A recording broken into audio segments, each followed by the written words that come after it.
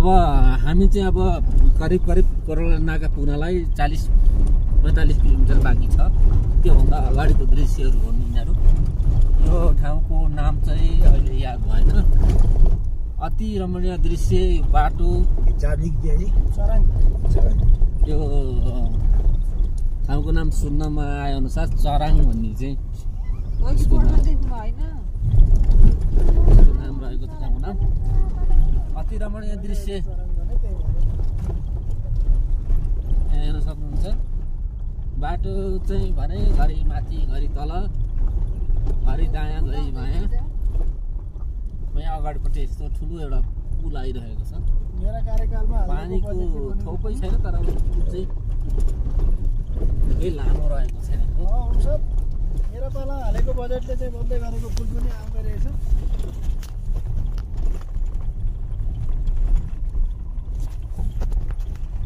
पुल लामो पुल रहेको छ यहाँ, एकदम स्ट्यान्डर्ड दामी पुल बनाएको रहेछ। चराङ खोला पुल। अब यतातिर हिमाली भागको नामहरू चाहिँ हाम्रो नेपाली भाषामा मिल्दोजुल्दो भन्ने चाहिँ हुँदो रहेनछ। नाम चाहिँ फरक खालको हुँदो रहेछ। भूमि मात्र नेपालको नाम जति सबै तिब्बतको भन्नुहोस्। अब यहाँ नेपाल टेलिकमले यो ठाउँमा 4G चल्छ भनेर बोर्ड पनि लगाएको छ। अब चल्ने नचल्ने चाहिँ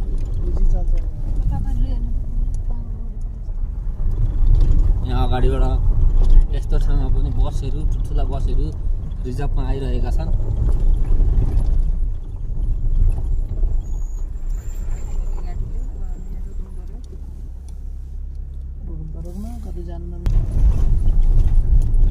मुस्ताङमा यस्तो अचम्मको ठाउँ रहेछ। हामी करिब 145 किलोमिटरको यात्रा गरिरहँदा यहाँ यो सबै मरुभूमि मात्रै भेटियो।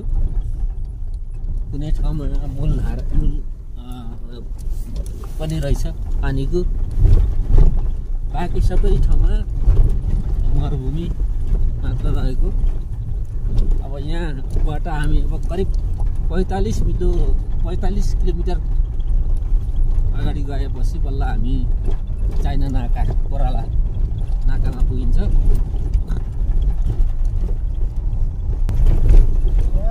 यो चोसाङ भन्ने ठाउँमा आइसकेपछि चारतिरबाट हिमालले घेरेको ठाउँहरू रहेछ। तपाईँ जता फर्किरहेको पनि हिमालको बिचमा देखिनुहुन्छ। पूर्व पश्चिम उत्तर दक्षिण जता पनि हिमाल, बिचमा मरुभूमि देखिने रहेछ। अति रमाइलो। हामीले पोखराबाट हेर्दाखेरि हिमालय यति नै टाढा पश्चिमतर्फ देखिन्थ्यो भने अहिले पूर्वतिर यसरी नै देखिन्छ। यो हिमाल यति नै टाढा आइसकेका छौँ हामी।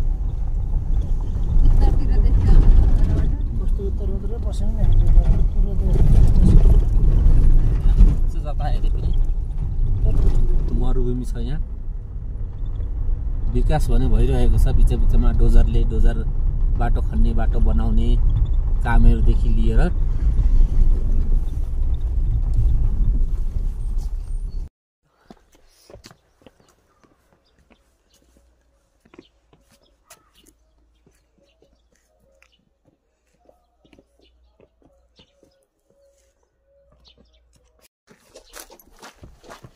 कति रमाइलो ठाउँ।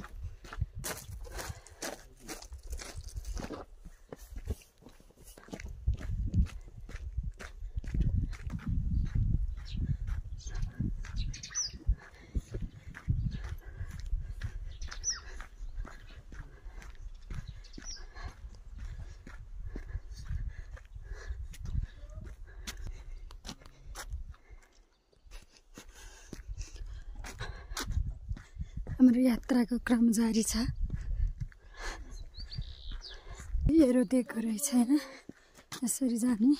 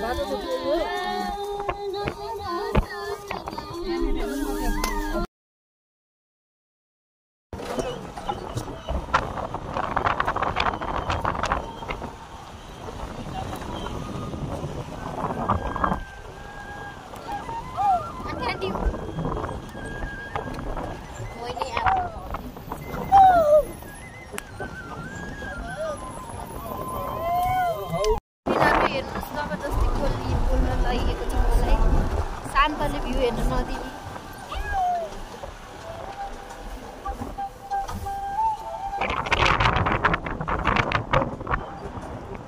योभन्दा बढी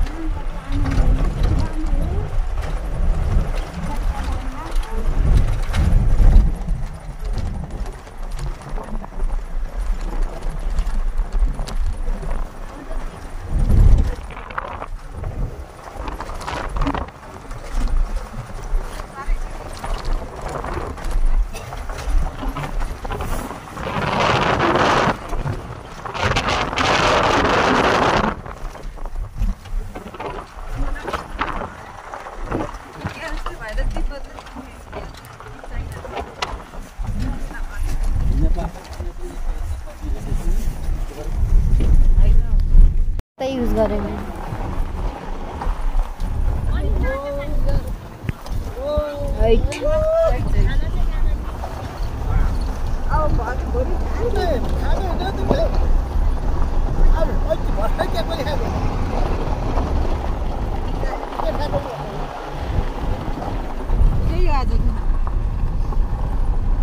कस्तो दामी हो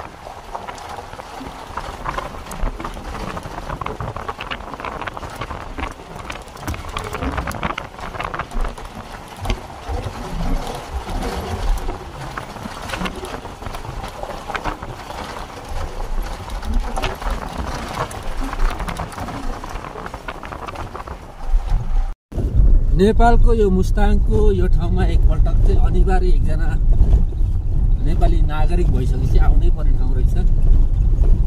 यस्तो मरुभूमि हेर्नको लागि पहिला हामीले साउदी, कतार, दुबई यस्तो ठाउँमा मात्रै देखिन्थ्यो, तर नेपालमा पनि यस्तो मरुभूमि रहेछ भन्ने कुरो चाहिँ अहिले थाहा भयो। यहाँ हेर्न सक्नुहुन्छ पुरै मरुभूमि, केही छैन, सुक्खा डाँडा, नाङ्गे डाँडा, दुरुस्तै साउदी कतारको मरुभूमि नै हो यो। साउदी कतारमा सम्मु हुन्छ, तर यहाँ चाहिँ डाँडा काँडा पाखा भएको कारणले झन् आकर्षक देखिन्छ। यहाँ हेर्न सक्नुहुन्छ। अब चाहिँ हामी कोरोनाका आउनलाई चान्चुन त्यस्तै 40-50 किलोमिटर बाँकी छ। त्यसपछि हामी कोरोना चाइना नाकामा पुगिन्छ। हेर्न सक्नुहुन्छ एकपटक अनिवार्य आउनै पर्ने ठाउँ रहेछ यो।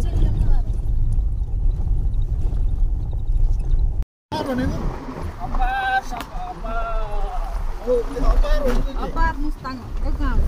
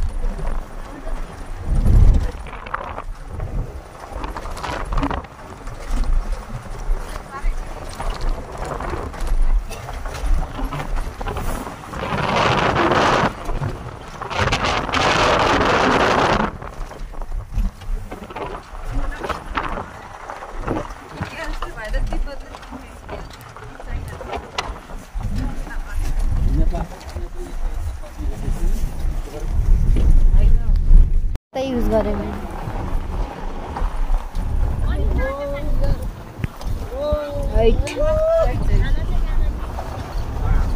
अब भातभरि खाने हैन तिमीले। अब अहिले भर्खर के पनि खाएको। के खाएको? त्यही आज कस्तो दामी हो।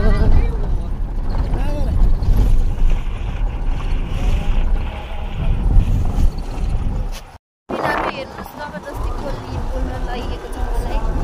शान्तले भ्यू हेर्न नदिने।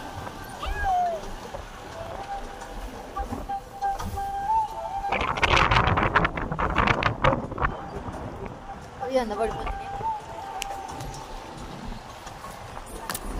मैले हिट गरेको छु हाल्छ नि हामी रियल हो।